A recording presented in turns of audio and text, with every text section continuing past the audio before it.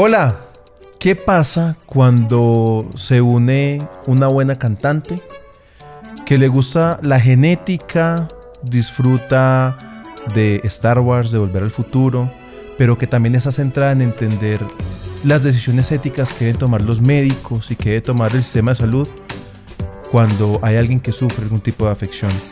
¿Qué pasa cuando se une una mujer que viene de una familia llena de artistas, pero también médicos cercanos a la pintura, al arte, la construcción, con un interés en ayudar a darle una mejor vida a los demás?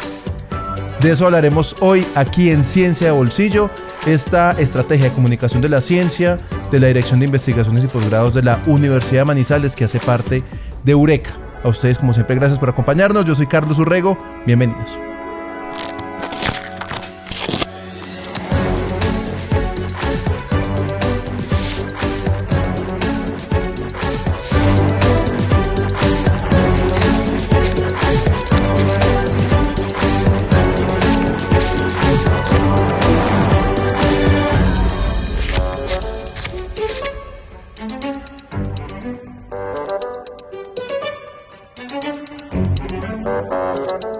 La profesora Natalia García tiene una hoja de vida muy particular.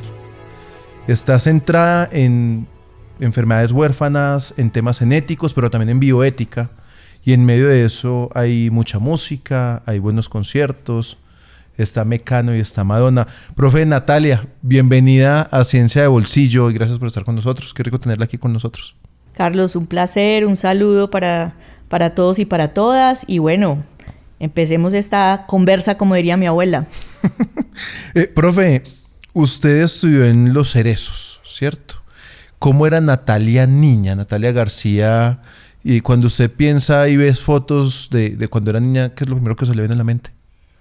Pues realmente era una persona muy, muy juiciosa, muy disciplinada, pero siempre pues como con un sentido de responsabilidad desde muy chiquita, como decía mi mejor amiga Julia Inés Mesa, dermatóloga.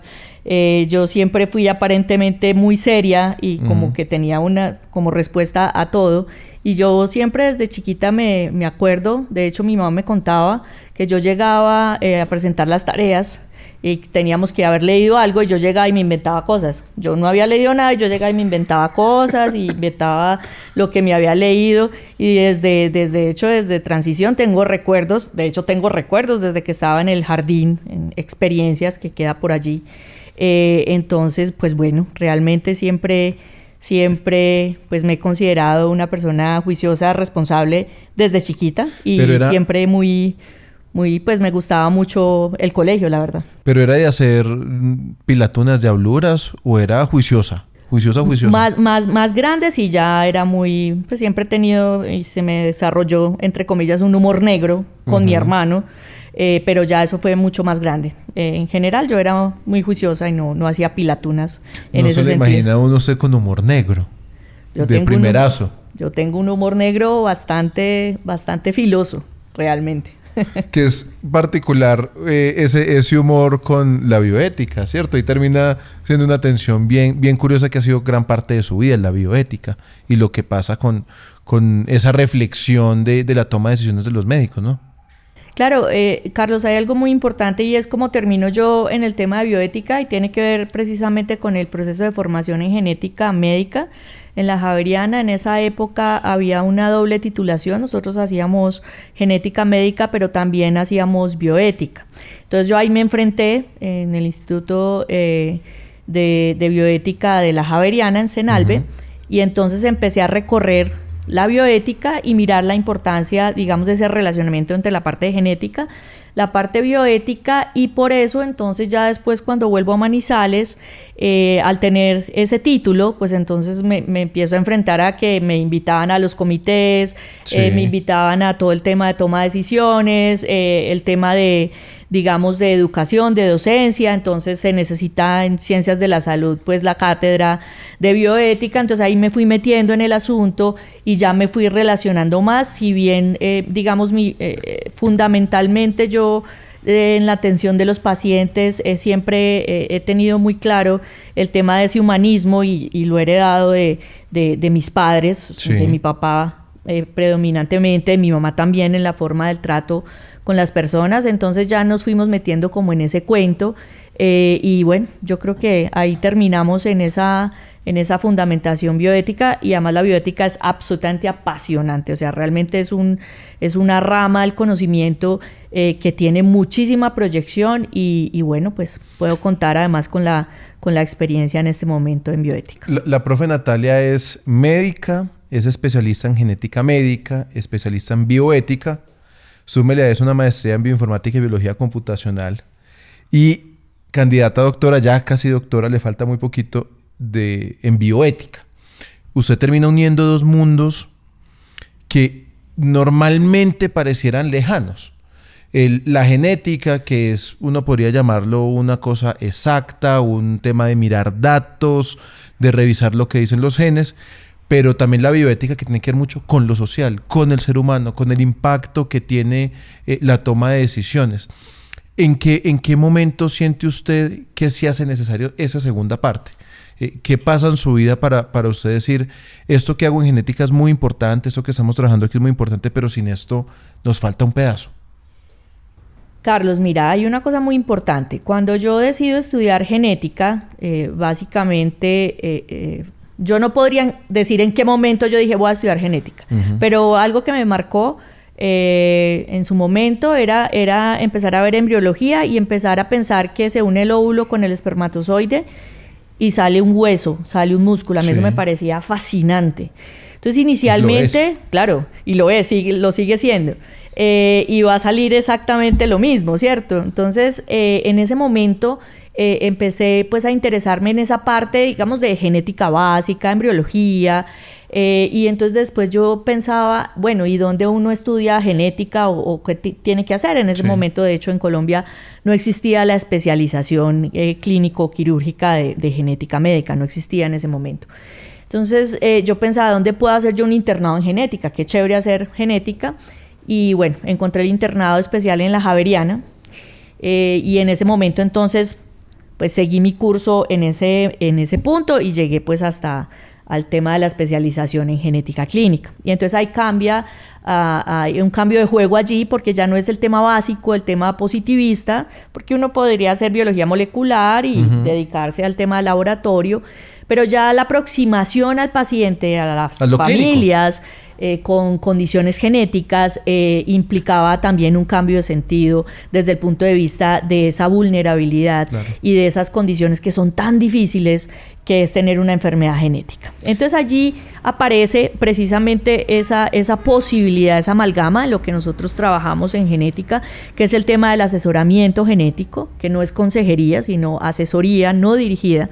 Y allí entonces nos encontramos con un mundo de realidades, unas condiciones sociales súper complicadas. Muchos de los pacientes con enfermedades huérfanas, de hecho, van a tener unas condiciones sociales muy difíciles, aunado al tema del sistema. Claro, y decirle a una familia, su hijo tiene una enfermedad huérfana, una enfermedad rara, y va a tener esas condiciones toda su vida, pues necesita una sensibilidad de otro nivel. Así es, y entonces es el tema de cómo te sensibilizas tú para hacer asesoría, cómo te sensibilizas tú para comunicar una mala noticia, porque pues finalmente tiene que ver eso, y cómo te sensibilizas tú en el sentido de que ya no es el paciente, sino es toda una familia, o sea, es todo un entorno. ¿Usted recuerda ese primer paciente, esa primer familia que tal vez la marcó, la tocó, que usted dijo, y esto necesita otro nivel de sensibilidad? Claro, tengo un recuerdo, de hecho haciendo la especialización, y eso se los digo mucho a los estudiantes. Era una mujer joven que había tenido su hijo con síndrome de Down. Y resulta que en el momento en el que finalmente ella se da cuenta y le comunican la noticia, ella pues no sabía, no estaba preparada, y yo llegué a la unidad de cuidado intensivo a hablar con ella.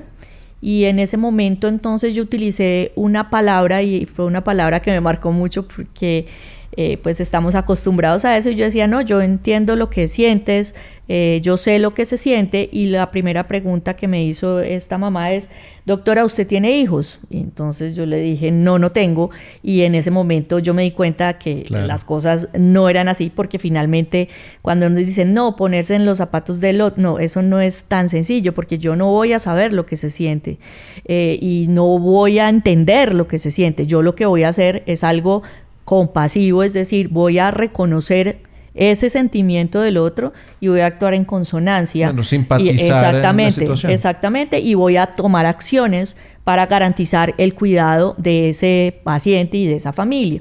Entonces ahí siempre les insisto a los estudiantes de medicina y a los médicos en el tema de cómo es ese proceso de comunicación asertiva, y cómo es muy importante tener en cuenta esa asertividad, o sea, el reconocimiento que tiene su otro ser humano enfrente de ti, y que ese ser humano tiene sentimientos, tiene una forma de ver la vida que muy probablemente no sea la forma de ver la vida como tú la ves. Uh-huh.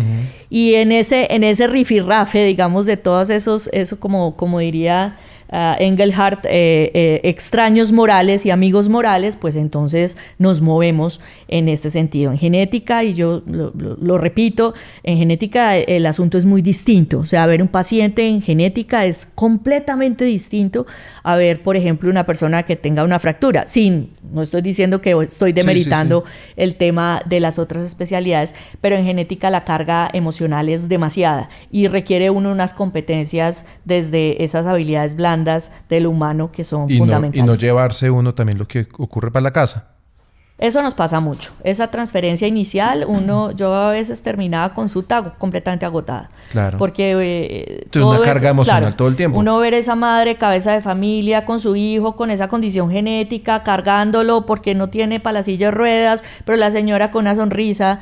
Yo decía, ¿cómo hace? ¿Cierto? Claro. ¿Cómo hace? Entonces ahí donde uno empieza a sensibilizarse y a reconocer que pues esto es difícil, pero bueno, que seguiremos preparándonos para hacerlo de la mejor manera. Ustedes no lo alcanzan a ver, pero yo sí. La profe Natalia es un buen ejemplo y una buena geek.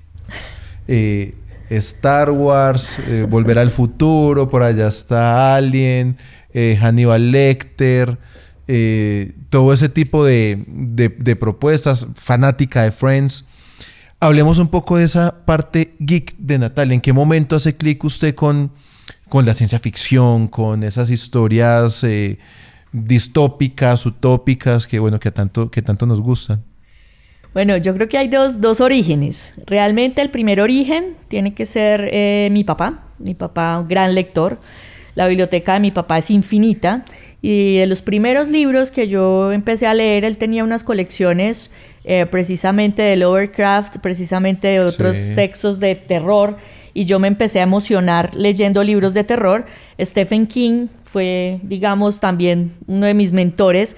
El primer libro que yo me leí fue La Hora del Vampiro, que es lo que se conoce Salem Slot. Era un libro como de 600 páginas, si los que saben también. Entonces It, lo que ahora es It, claro, que todos ya los tienen las plataformas. Bueno, Stephen King escribe It también es un libro de 600 páginas aproximadamente.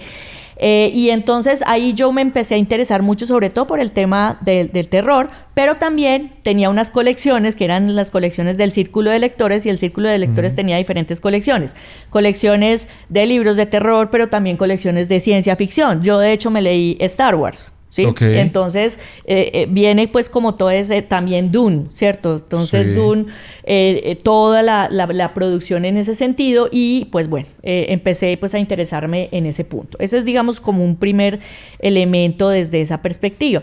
Pero también con mi hermano, ¿cierto? Que somos como, entre comillas, mellizos, pues, y tenemos 3 años de diferencia, pues nosotros nos criamos en ese sentido, y nos criamos también con el tema de la televisión, con el tema de las películas, con el tema de ver pues como todas las series. Entonces me imagino que ir al CID en esa época. No, era fantástico, fantástico. Nosotros nos íbamos a ver pues los estrenos, y en la televisión entonces salía Superman, pues, que es otro de mis favoritos, Superman 1, 2, 3 y 4, y teníamos el beta donde grabábamos las series, entonces el show de Mickey y Donald, Bugs Bunny, los Super Amigos, Cobra. Bueno, nos levantábamos los domingos a ver toda esta cosa, entonces empezamos como con todo ese cuento. Y resulta que un hermano de mi papá, mi tío Líbar, ya fallecido, él, pues yo creo que él debió haber sido director de cine o algo así, o crítico de cine. Con él fue que yo empecé a meterme realmente en ese mundo del cine y a apreciar las películas. Él me contaba las películas y yo las recreaba en mi mente, y entonces ahí empezó todo ese tema. Entonces, claro, en esa época empezaba el tema de Star ahí va Wars. entrando el Lego de Friends, que me parece también increíble. Aquí está el Lego de Friends. Yo nunca he hecho un Lego de Friends. Ahí lo puede poner, profe, para que lo vean. Aquí, ahí está. Eso. Muy bien con ese Lego de Friends. Y entonces empieza usted a meterse el tema de películas de Star Wars, por ejemplo, de La Nueva Esperanza. Claro. Y... Mi hermano y yo teníamos unas espadas que nos compramos fosforescentes, y con eso eran los sables de luz. Y entonces, claro, las frases célebres, Darth Vader, todo el tema además de la sonorización, John Williams con todo lo que tiene que ver. Entonces, y aparece Star Wars, entonces A New Hope, El Imperio Contraataca, El Regreso del Jedi, sí. Y nos vimos otras películas que eran los Ewoks, que era, ¿cómo era? Ay, se me olvida en este momento, que era Regreso a la Montaña, bueno, que eran unas películas todas spin-off en esa época. Y entonces, claro, todo ese tema ochentero, noventero de películas, de las trilogías, de todo esto, pues siempre me cautivó mucho. ¿Cuál es su personaje favorito, su superhéroe favorito? Superman, por supuesto. El de Christopher Reeves. Christopher Reeves, forever and ever, o sea, siempre. ¿Qué relación cree usted que tiene ese personaje? No tanto de Superman, me parece que Christopher Reeves es un personaje mucho más interesante con usted. Pues realmente, digamos que para definir ese Superman, me acuerdo mucho de un diálogo que me marcó y me hizo volver como a pensar en eso que me estás preguntando, y es el diálogo en Kill Bill, ¿sí? La 2, cuando Bill está hablando con Beatriz, y le dice: mi personaje favorito es Superman, porque Superman básicamente de todos los superhéroes, o sea, él era él y se disfrazaba de ser humano, ¿cierto? Y entonces la forma en que él nos veía representados como seres humanos. No estoy diciendo, ¿cierto?, que eso sea, digamos, como la interpretación, pero sí me parece bien interesante esa parte. Y tal vez lo que a mí más me gustaba de Superman, y lo voy a confesar, y de Supergirl, porque después cuando salió Supergirl, la película es malísima, sí, y todo, sí. Pero... Pues la serie no es tan mala. No, la serie no es tan mala, pero la película es malísima. Igual estaba Faye Dunaway, o sea, tenía grandes actores, y Peter O'Toole, y bueno. Pero era el poder volar. A mí el volar me parece... O sea, yo en la finca, yo corría y íbamos a... caía al suelo, porque yo me soñaba volando, y tal vez esa es una de las cosas que me parece, tal vez por eso el personaje de Superman me gusta mucho. Usted, profe, hablemos un poco de la genética. Usted, ahorita hablábamos de las enfermedades huérfanas y lo comparaba un poco con Superman, porque Superman trata de hacer cosas que son imposibles. Y trabajar una enfermedad huérfana, una enfermedad rara, coger una secuenciación genética y empezar a mirar lo que hay, pues eso no es fácil. Es decir, eso son cosas que muy poca gente puede hacer. ¿Por qué trabajar ese tipo de enfermedades? Esas enfermedades que le pasan a muy poquitas personas, aunque en Caldas tenemos una prevalencia mayor, por ejemplo, en síndrome de Morquio que en otros países. ¿Por qué meterse en un tema que poca gente lo sufre, que tal vez no es tan conocido, que puede ser hasta incluso poco llamativo? Pues mira, y tal vez retomando la conversación anterior, Yo no pienso en el tema de ser héroe o decir, no, es que entonces yo voy a hacer esto para... No, yo no creo no creo en los héroes en ese sentido. No creo que nosotros seamos héroes de ninguna manera. Eso es ponernos un peso demasiado grande.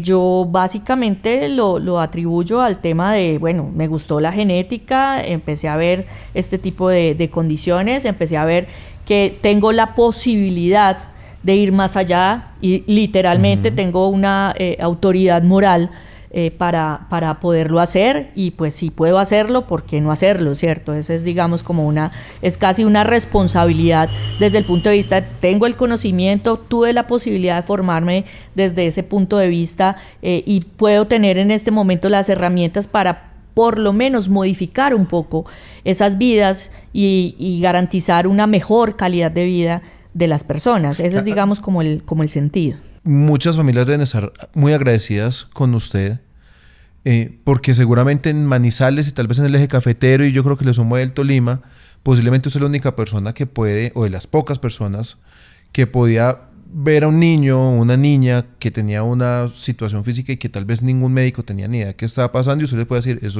parece síndrome de Morquio, o puede ser un síndrome de Hurler o alguna enfermedad de este tipo.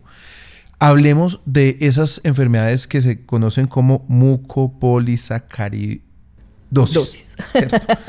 que son esos síndromes extraños, ¿cierto? ¿Cuáles son? ¿Cuáles son y cómo funcionan? Bueno, realmente el nombre, decirlo de corrido, es como esternocleidomastoideo. Más o menos. Mucopolisacaridosis o glucosaminoglicosis. Las mucopolisacaridosis son unas condiciones genéticas hereditarias en donde vamos a tener las células van a tener como una suerte de basureritos, ¿cierto? Y entonces todos los productos de desecho van a esos basureros, se cortan, ¿cierto? Se limpian, y finalmente pues la célula sigue su curso.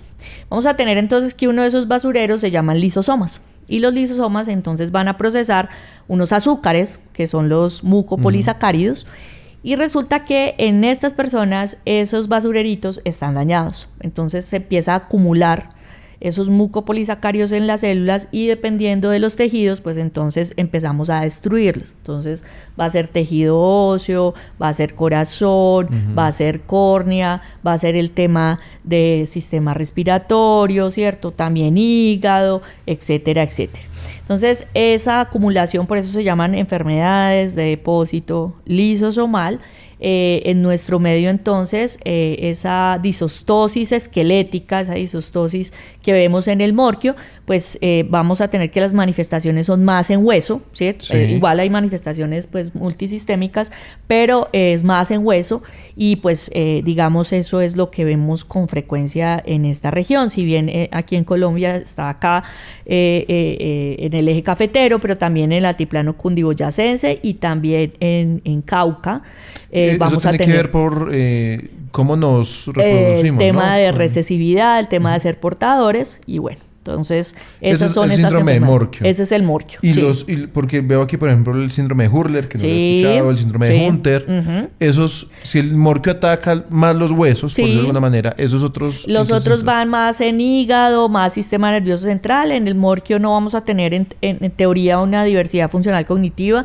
En el resto sí, ¿cierto? Entonces vamos a tener más manifestaciones hepáticas, más manifestaciones en sistema nervioso central, también manifestaciones en nervios periféricos, también alteraciones del comportamiento. También vamos a tener compromiso óseo, evidentemente, pero digamos que en el Morquio es más, más marcado el tema esquelético que en los otros. Usted ha estado muy centrada también en la búsqueda de que haya tratamientos. Entonces, los tratamientos existen para estas enfermedades, son tratamientos continuos, constantes, costosos, pero existen, y las personas pueden tener una vida, digamos que muy normal, ¿cierto? Hasta un nivel muy, muy cercano pues a lo convencional. Usted ha hecho muchas investigaciones sobre eso. Incluso ahorita hablábamos de una de cómo cambia la experiencia de vida de estas personas cuando están en tratamiento. ¿Qué encontró, por ejemplo, en esa investigación? Encontramos que desde el momento en que se inicia, porque pues hay una expectativa, ¿cierto? Y hay unas cosmogonías que se manejan con respecto a decir, tengo un diagnóstico de una condición genética que no tiene cura, ¿sí? realmente muchas enfermedades, la mayoría de enfermedades no va a tener cura, va a tener un manejo, ¿cierto? Pero en este caso particular, entonces los padres, al ver que existe esa posibilidad, pues entonces empiezan a manejar ciertas cosmogonías. Y entonces, claro, inicia uno los tratamientos y lo primero es los resultados esperados a corto, a mediano y a largo plazo. Y eso es muy importante porque en este tipo son terapias de largo aliento y son terapias en donde yo empiezo el manejo y no voy a ver resultados sino un tiempo después. Ahora bien, mientras esas células se limpian. Exactamente, por lo menos vamos a detener esa progresión de la enfermedad. Y entonces uno de los temas con los estudios cuantitativos en función del tema del tratamiento es que precisamente yo voy a mirar si se siguen acumulando o no esos mucopolisacáridos, entonces hago un tamizaje en orina, miro a ver si están o no, cómo están, pero eso es cuantitativo, pero eso no me refleja realmente cómo ha cambiado la vida de ese individuo. Entonces el ejemplo que yo siempre pongo es ese niño que iba al colegio y por todo su tema articular, de rigidez articular, no podía coger el lapicero, no podía escribir, se cansaba súper rápido, no podía subir escaleras. A ese niño que ya después del tratamiento, de iniciar el tratamiento, e inclusive en un tiempo no muy largo, ya podía coger el lapicero, ya no se cansaba tan rápido, podía salir a jugar y esas cosas... digamos, no son... Claro, es un cambio de vida, entonces es suficiente, entonces empiezan a comparar costos con que entonces el niño agarre el lapicero, y no es simplemente el hecho de agarrar el lapicero, es el hecho de cómo le cambia esa calidad de vida a ese niño. Es un niño que tiene más energía, eso sí lo hemos visto. Entonces el interés era mirar esos test de vida real, es decir, cómo esa experiencia de vida real realmente estaba tanto en el paciente como en sus familiares. Entonces cómo los papás veían, no, es que el niño ya entonces brinca, va, viene, hace... Es un niño feliz. Es un niño feliz y de verdad cambiaba demasiado o cambia demasiado esa experiencia de vida. Entonces yo creo que ahí hay un tema cualitativo que es súper importante y que de hecho con todas las terapias, en estas terapias pues que son consideradas de alto costo, deberíamos empezar a evaluar, y esa es una cuestión de discusión de hecho en las mesas de trabajo con las aseguradoras de cuál es digamos costo-beneficio, porque al final nos dan, no, pero es que esto cuesta esto y entonces ¿cómo lo medimos? Esa no es una buena razón. Y es ahí donde viene siempre la discusión, ¿cierto? Que esa es una discusión bastante amplia en función de la terapia, en función de los costos para la terapia y en función de poder acceder a esas terapias en nuestro país, que a diferencia de otros países, para que lo tengamos muy claro, hace parte mejor dicho, o sea, está incluido en cuestión de que ya están muchos, por ejemplo, para el morquio como medicamento, en otros está como vital no disponible, pero igual se puede acceder a través disponibilidad, por lo menos, exactamente, a través del INVIMA, que es el ente regulador, y entonces con eso pues realmente sí cambian muchas vidas y eso lo hemos visto. Entonces por eso la investigación debe ir más hacia esa experiencia de vida real que hacia un tema más cuantitativo. Claro, identificar las mutaciones, identificar el tema genético es fundamental, pero yo ya, y más por lo que hemos conversado, mi foco de interés investigativo es más en lo cualitativo que en lo cuantitativo, porque pues sí, puedo describir, pero eso no me va a cambiar realidades. Profe, su papá se llama Hernando, ¿cierto? ¿Su mamá se llama? Amparo. ¿Y su hermano Juan Sebastián? No, Sebastián. Solo Sebastián. Solo Sebastián. Usted es de una familia, su mamá es arquitecta, su papá es médico ortopedista, epidemiólogo, su hermano es un gran músico.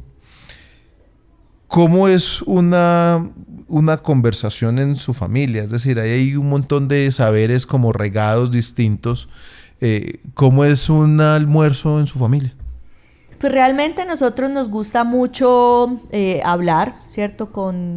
Digamos, cuando estamos los cuatro, nos gusta mucho comentar libros, nos gusta mucho comentar la situación, comentar lo que hacemos cada uno desde su área de trabajo, de experticia, pero también nos gusta mucho recordar, por ejemplo, cosas de la infancia, con mi mamá, ¿Usted es muy cercana a su mamá? Sí, bastante. ¿Cómo es esa relación? Bastante. ¿Qué le ha enseñado su mamá a usted? No, pues mi mamá a mí me ha enseñado de todo. Me ha enseñado, de hecho, primero a ser buena persona. Me ha enseñado a ser muy sensible. Me ha enseñado a ser una persona que disfrute las cosas pequeñas de la vida, ¿sí? Y bueno, es tal vez la persona más noble que yo conozco en la vida. ¿Alguna vez le preguntaron que desde cuánto tenía relación con su mamá y usted respondió desde el útero, somos amigas prácticamente, desde el útero de mi madre es que somos pareja? Sí. Esa anécdota es muy curiosa porque fuimos a una cosa de viajes, no sé por qué, de hecho que quedaba ahí en San Cancio, y entonces fuimos a averiguar un viaje a Cuba, pero la relación con mi mamá siempre ha sido muy cercana y entonces nosotros nos tratábamos, ella me dice gorda, yo le digo pues mami, pues como es mi mamá, ¿cierto? Pero entonces llegamos abrazadas, nos sentamos y entonces averiguando, no, gorda, pero no para el viaje a Cuba, pues averigüemos, no sé qué, bueno, y el señor que nos estaba atendiendo ahí, él muy inclusivo, pelirrojo él, me acuerdo. Entonces él dijo, bueno, pues nos pregunta, bueno, ¿y ustedes desde hace cuánto son pareja? Y yo me volteé, la miré y me reí y le dije, no, desde el útero. Claro, ese hombre se puso más rojo que el pelo. Yo era toteada de la risa porque yo le decía, claro, y todo el mundo de hecho piensa que somos pareja. Entonces yo le dije, no, pues entonces tengo una sugar mami, ¿cierto? Usted me mantiene y estamos perfectos. Entonces, claro, esas son ese tipo de relaciones porque no es normal, pues digamos, no es frecuente, no es normal, no es frecuente que uno tenga ese, digamos, ese relacionamiento. O sea, yo con mi mamá viajo, por ejemplo, cuando voy a congresos, a cosas, me voy con ella es casi como, entre comillas, mi manager, ¿cierto? Y la pasamos delicioso. Entonces, sí, es una relación bien interesante. Que eso dice mucho de uno, de cómo se va relacionando con el mundo, del amor, por ejemplo, ¿cierto? ¿Qué piensa usted cuando le preguntan por el amor? ¿Qué es lo que se le viene primero a la mente? Los seres humanos. Yo pienso en los seres humanos. Yo no soy de creencias religiosas. De hecho, tuve muchos conflictos cuando era chiquita con el tema de la religión al haber estado en un colegio del Opus. De hecho, esta es otra historia muy larga. Casi entro al Opus Dei, casi me vuelvo numeraria, pero eso es otra historia. Entonces pasé por todos esos, digamos, todas esas crisis y finalmente para mí la religión, mi religión es el amor por las personas, el amor por la humanidad, el amor por el amor, es básicamente eso. Hay momentos siempre, profe, que lo marcan a uno, que lo transforman. Su mamá superó un cáncer. ¿Qué aprendió de ese proceso? Bueno, ese proceso fue bien complejo. Fue complejo porque de hecho, digamos, aprendí lo que no debía hacer en función de ser médica y tener un familiar con una enfermedad, digamos en este caso un cáncer, de cómo es el tema de la información, de cómo es el tema de esas cargas y cómo entonces se asume esa noticia. Yo la asumí supremamente, o sea, me conflictué mucho y lo que más me llamaba la atención era la forma en que mi mamá lo asumió, ¿cierto? Mi mamá en su momento dijo, todo va a salir bien, ¿sí? Y yo tirada en el piso llorando, ¿sí? Además pues me tocó darle a mí la noticia porque pues todos los exámenes habían salido alterados, ella pensaba que todo había salido bien. Y entonces ahí, pues primero aprendí a conocerme un poquito más, aprendí a saber que somos falibles, que somos frágiles, pero también a mirar cómo desde el amor precisamente, un amor verdadero, ¿sí? Uno básicamente pues puede estar ahí para esa otra persona, acompañándolo, cuidándolo, y creo que eso es, digamos, como de los mayores aprendizajes con ella. Natalia, ¿usted qué cree que pasa después de que nos morimos? Lo que uno quiera que pase. Me gusta esa respuesta. Profe, usted, ya para que vayamos cerrando el tema de los ejercicios científicos, usted está a punto de graduarse de doctorado. Y está haciendo un ejercicio de bioética también muy interesante. Está centrada en en entender las narrativas que se van construyendo, que van construyendo los médicos, el sistema de salud, frente a unos casos muy particulares. ¿Qué está haciendo ahí? En este punto estamos mirando, ¿cierto? ¿Cuáles son esas tensiones, esas omisiones entre esos discursos médicos y todo lo que significa la medicalización versus el binarismo, que es el binarismo que se instaura en siglo XIX de la medicina occidental basado en el tema biológico y el tema entonces de los sexos, entonces el binomio XXXY, que tengo ovarios o testículos, etcétera, etcétera, ¿cierto? Y entonces el lugar de enunciación son los cuerpos no binarios, es decir, aquellas personas que tienen genitales ambiguos. Sí. Entonces la idea es mirar cómo desde esas narrativas que salen o en primera persona de aquellos cuerpos no binarios que hayan tenido esa experiencia de tener genitales ambiguos versus las narrativas de esos discursos médicos, y la razón por la cual las narrativas que salen de esos discursos médicos no son suficientes, ¿cierto?, para justificar intervenciones irreversibles que tienen que ver con temas endocrinológicos, temas quirúrgicos en esos cuerpos no binarios, y que debemos correr un poquito ese marco de lectura y tratar desde la autonomía relacional, desde todo lo que tiene que ver con ética del cuidado, y el enfoque que yo le voy a dar en la tesis es un enfoque desde la bioética queer y feminista. Pero ellos tienen una forma de abordaje y de cuestionamiento del principialismo clásico bioético, autonomía, beneficencia, no maleficencia y justicia, que es muy del ámbito biomédico. De hecho, la bioética surge en su momento más desde el tema biomédico que cualquier otra cosa, más que de una reflexión del ser humano. Entonces, ese trabajo es por lo menos visibilizar y decir, venga, esto es lo que está pasando, estas no van a ser o no seguirán siendo buenas razones, necesitamos tener un poquito más de agencia y que no sea una agencia sustituta, sino que permitamos que esas intervenciones tengan, digamos, esa participación de ese individuo que tiene cuerpos no binarios. ¿Qué le dicen estas personas de los cuerpos no binarios? ¿Qué dicen ellas? No, ellas siempre se han sentido supremamente violentadas. Nadie me preguntó, me operaron, nadie me dijo. Son operaciones cuando son bebés. Claro, por eso. Entonces ahí es donde dice, pues no hay forma de preguntarle, pues porque usted era un bebé. Y entonces todo este tema ya médico, quirúrgico, complicaciones que vienen después de hecho de las cirugías, si yo tengo un falo de cierto tamaño vamos a tener un tejido, eso tiene una sensibilidad, y entonces si yo corto eso lo vuelvo más pequeño, por ejemplo, pierde la sensibilidad y no puede llegar a un orgasmo. Entonces hay cosas que son fundamentales, y el tema de esa sensación de placer, de la felicidad, del relacionamiento, es fundamental para cualquier ser humano. Entonces es digamos ese cuestionamiento. Si es simplemente un tema estético, es decir, que yo vea unos genitales como entre comillas se tendrían que ver, ¿cierto?, con cada una de sus partes, o estoy hablando de un tema de funcionalidad y estoy hablando de un tema del placer, que es esa función erótica del ser humano, que es fundamental y que siempre nos causa, pues siempre es un tabú. Entonces hablar de sexo, hablar del tema del placer, hablar del tema sexual es como un tabú, ¿cierto? Entonces olvidemos. Entonces nadie mira los genitales hasta que empezamos a hablar de que alguien tenga unos genitales ambiguos. Es bien curioso. De hecho, si tú tienes un bebé y tiene un pañal, tú, ¿cómo dices si es niño o niña?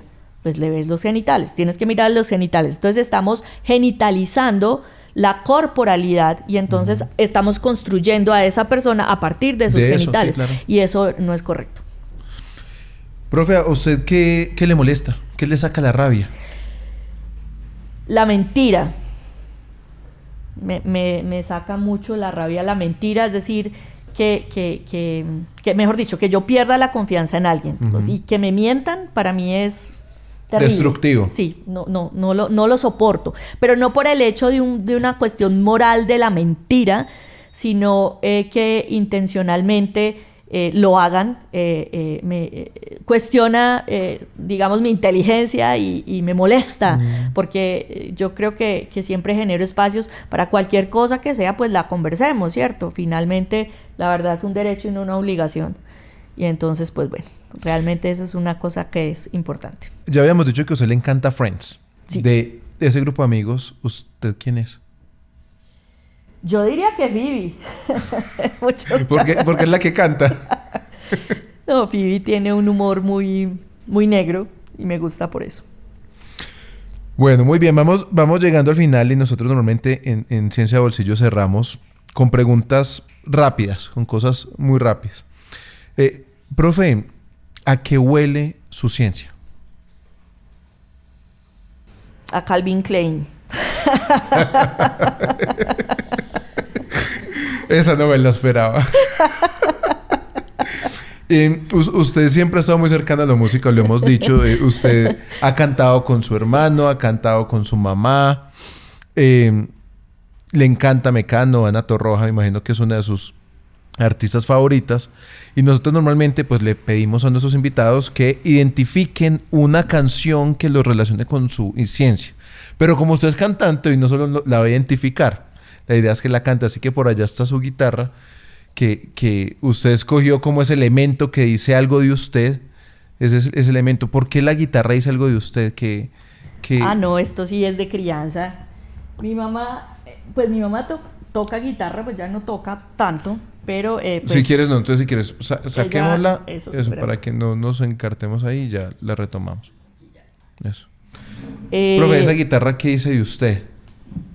Esa guitarra, ¿no? La música es mi vida, es mi instrumento, es lo que me saca a veces de esa rutina y hace pues como que sienta, ¿cierto? Muchas veces uno va perdiendo como esa capacidad de sentir y cada vez que me siento a tocar y a pensar, vuelvo y vuelvo a esa niña tal vez que por primera vez aprendió a coger una guitarra.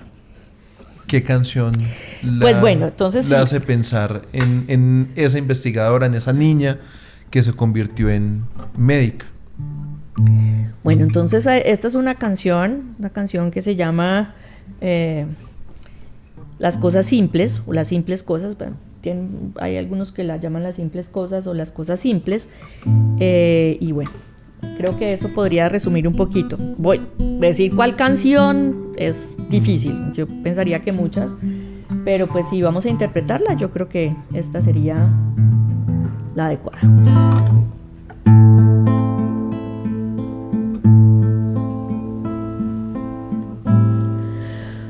Uno se despide insensiblemente de pequeñas cosas, lo mismo que un árbol que en tiempo de otoño se queda sin hojas. Al fin la tristeza es la muerte lenta de las simples cosas. Esas cosas simples que quedan doliendo en el corazón. Uno vuelve siempre a los viejos sitios donde amo la vida y entonces comprende cómo están de ausentes las cosas queridas. Por eso, muchacho, no partas ahora soñando el regreso, que el amor es simple y a las cosas simples se las lleva el viento. Uno vuelve siempre a los viejos sitios donde amo la vida.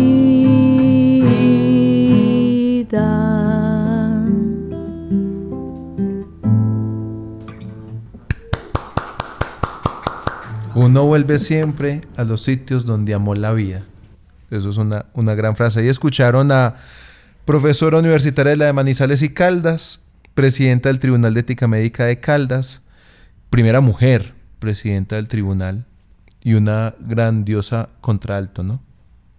Profesora... No, grandiosa, contralto. No, para mí grandioso. Profesora Natalia García, muchas gracias por abrirnos las puertas de su casa y por contarnos un poquito de esa vida tan interesante que ha tenido. Carlos, a ti, a todos, bueno, esto fue supremamente agradable, de verdad estábamos en la sala de la casa tomando tinto y bueno, un placer y espero pues nos encontremos en otros escenarios. Y a ustedes como siempre muchas gracias por estar ahí conectados con Eureka y Conciencia de Bolsillo. Nos pueden leer en www.eureka.humanizales.edu.co. Nos encuentran en Instagram como @EurekaHumanizales, en YouTube como Eureka Universidad de Manizales y en Spotify como Ciencia de Bolsillo. Yo soy Carlos Urrego. Hasta la próxima.